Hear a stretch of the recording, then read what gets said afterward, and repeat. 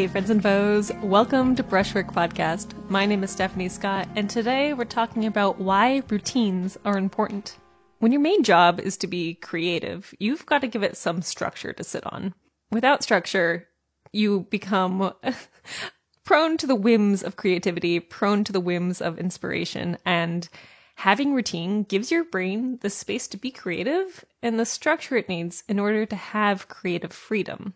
Without structure in your days, you become less motivated to create. You become less creative in itself. You have fewer ideas and you just make less. Having a routine is kind of like having a budget. When you budget your expenses, you know how much money you can spend in each category.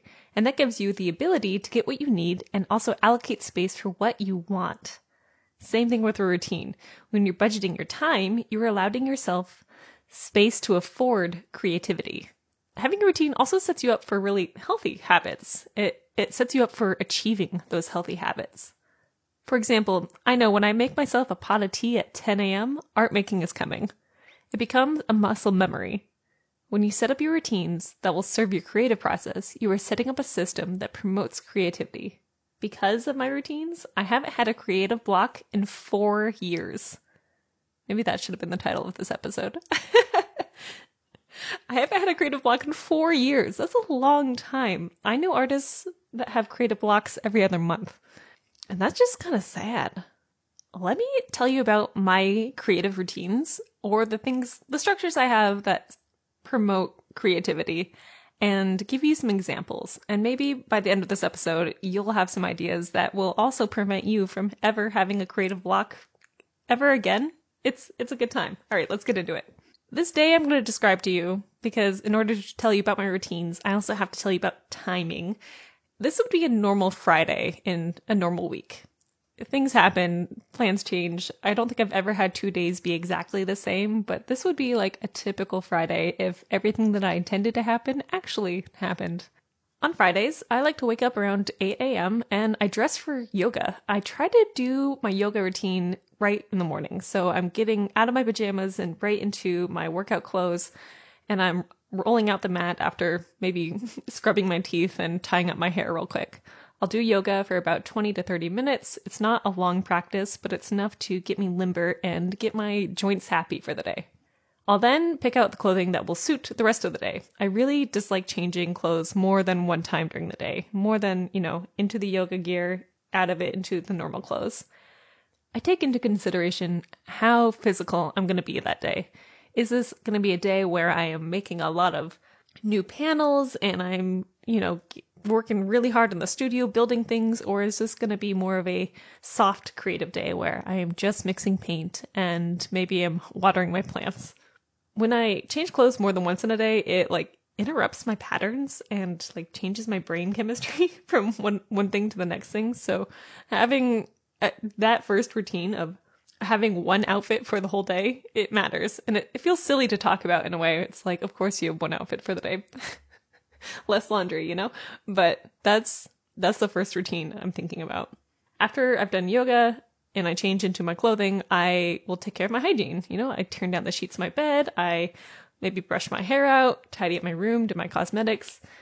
And then I'll spend about 10 minutes posting to Instagram. Usually this is around 9 to 10 o'clock. And I will reply to comments from the previous day's social media work or answer DMs, this sort of thing. This routine of checking my social media in the morning after I've done a little meditation or whatever, it keeps me from spending a lot of time once a week. I'd rather have the routine of doing a social media for 10 minutes every day, once in the morning, maybe once again in the afternoon, instead of spending an hour on it every single Friday. That's what I used to do, and I find I'm less exhausted doing it this way. After I've done my social media work, maybe I've posted a reel or I've taken a photo, I like to do what I call Finance Fridays. This is something I've stolen from Nicole Baker, and it's really, really helped me out in my personal non-artistic life. Finance Fridays for me is a span of 10 to 20 minutes where I check on my budgets.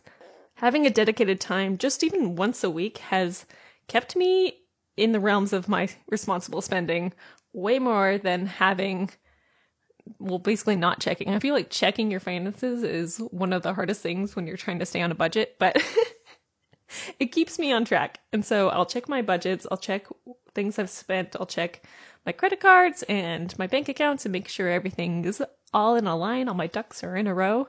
Usually on these Fridays, if the Friday's at the beginning of the month, I'll look over the whole month and see if there's anything that I need to save extra money for. For example, Valentine's just happened. So in January, I put aside some extra money because I was like, I'm probably going to go to dinner with my partner, things like that. After I do my Finance Friday box, I have what I like to call my open box hour. I keep this open, this like hour to 2 hours open for appointments. I also keep it open for coffee dates, trips to my photographer, errands, whatever I need that I couldn't do earlier in the week that I had planned for. I have this space, this routine of keeping an hour open every Friday for just doing what I need to do last minute. If there's nothing that I need to do for this open box hour, I usually let it be free time. I have a bad habit of not planning enough time to rest. It's something I've been really overcoming and trying to work on. And so if I have nothing to fill up the time, I won't get started on work early. Instead, I will just read a book or watch TV or YouTube or whatever it is and just be chill. It's very nice. I love having it. Highly recommend. If you can have an open box time, you should put that in your schedules. It's so nice. But this time it's around 10:30 to 11. I will have breakfast and I'll make myself a pot of caffeinated tea for the day.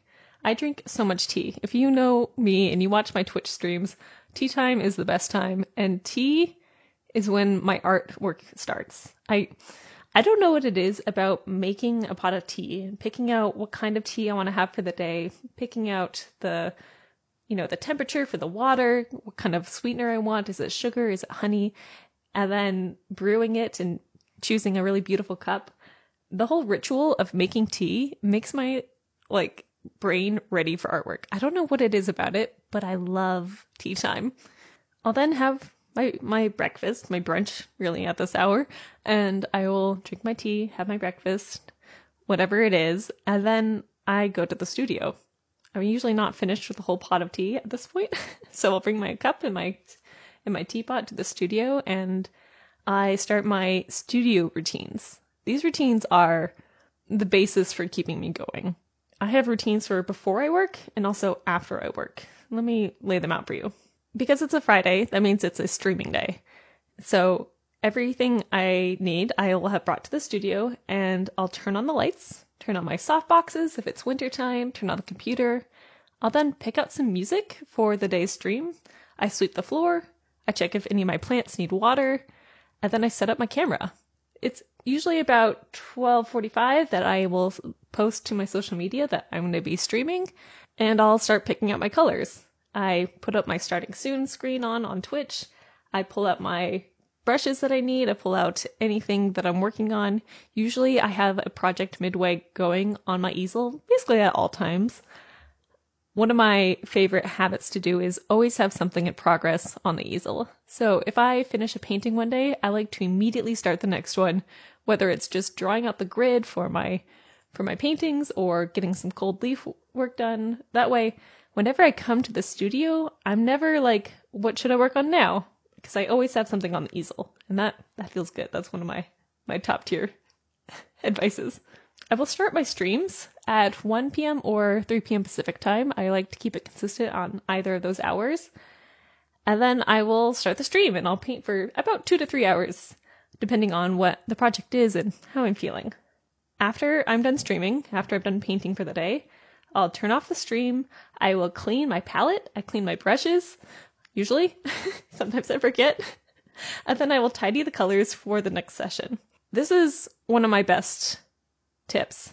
I always make sure everything is ready in the studio for me to immediately start working the next time I enter the studio space. The brushes must be clean. They must be orderly. The colors must be out and ready. If I need to take notes about what I'm doing next, I'll write them on the butcher paper that I have covering my tables. I make sure that the lights and the cameras and the batteries are all set up for the next time.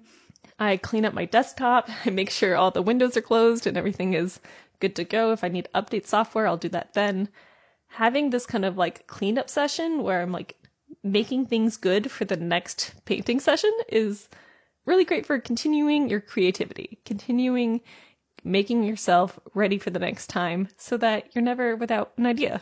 After I've streamed and I've painted, sometimes I'll answer emails that I've gotten in the morning. I might go back onto Instagram and chat with clients, collectors, or other artists who are friends of mine, and also do some admin work on my website.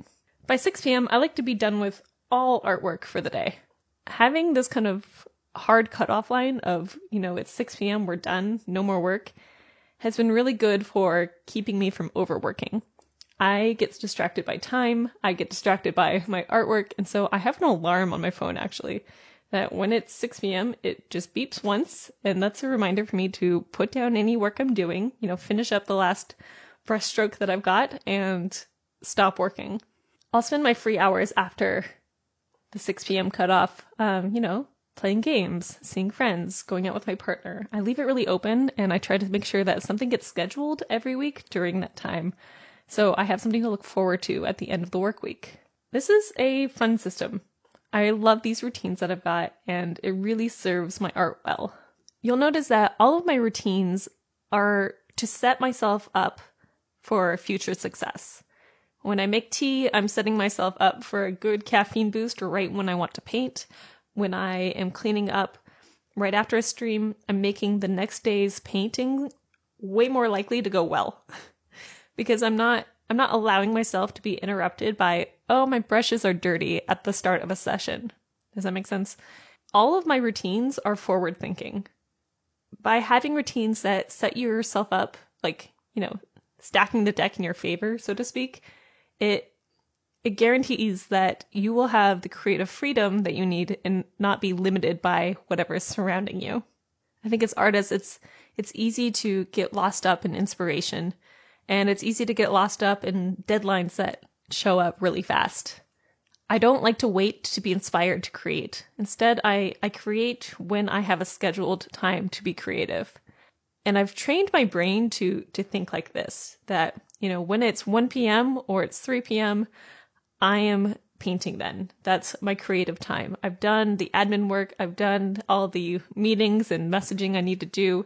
It's out of the way, it's finished, and if I haven't finished something, then it can wait till tomorrow's session. By giving myself this creative room to work, even though it's only 2 to 3 hours, which, for some of you, that might seem like a long time, and some of you might be like, that's no time at all. It's allowed my brain chemistry to accept that, oh, okay, this is a creative time, and my only job is to make.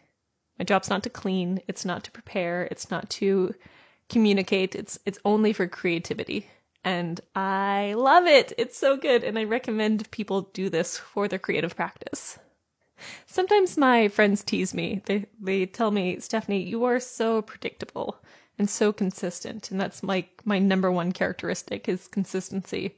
But I find that I'm not naturally consistent. I strive for consistency because that allows me to make something that's beautiful, that makes something that's worth selling to my collectors. And that's something that's keeping my creativity not just alive, but thriving. This episode is short and sweet, but before you go, I would love to hear about your routines. What do you do to make your art practice better? What do you do to set yourself up for success? Do you have times once a week where you do all your social media work? Do you have times that you set aside for research or for learning? Do you have times where you are working wholeheartedly on your branding and not working at all on your painting? What other routines do you have? I want to hear them because maybe I want to implement them. I don't know. It could be great. Send me a DM or a comment on one of the podcast episodes. I am at stephaniescott.art and the podcast is at brushworkpod over on Instagram. Friends and foes, even the best. Make good choices and I'll see you next time. Bye!